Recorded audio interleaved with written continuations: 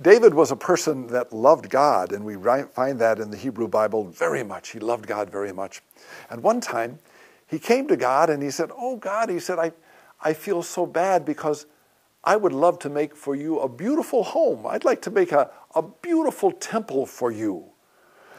And it's fascinating, in the book of Samuel, God replied, not saying, "Oh yeah, hey, yeah, I'd like to have a big house." But he said, no, he said, "I'd rather you have the house, and I'd rather have your children, that they would have a house, and that the kingdom and the house of David would last forever." It was fascinating that God kind of resisted that whole idea of having a temple, of having a house in which he would live.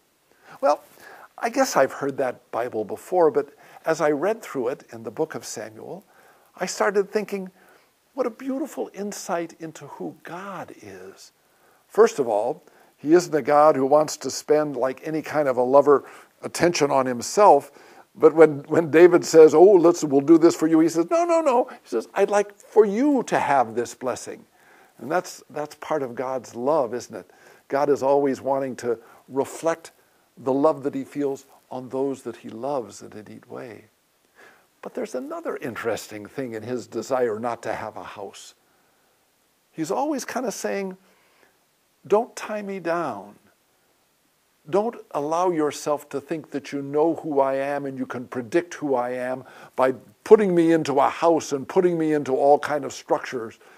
Because I want to move with you. I want to be like the people that are living in a tent, moving through the desert, moving from this place to that. And God is willing to move with you and me through all the ups and downs and ins and outs of our life.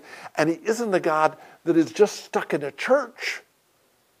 But he's a God, and this is what this thing says from Samuel, wants to move with us like a person who doesn't even have a home and is saying, "I don't care where I live. I want to live with you, and I want to walk with you and be with you in the ups and downs of your life."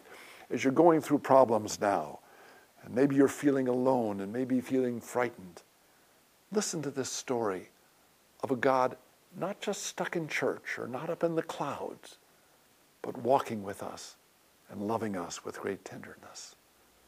May Jesus' love for you always make you smile.